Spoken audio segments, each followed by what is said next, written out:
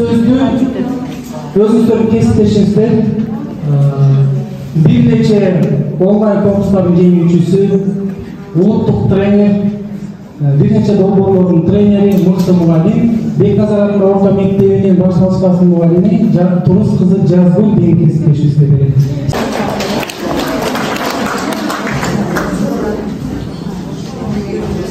Саламатсыздарбы, кымбаттуу кесиптештер.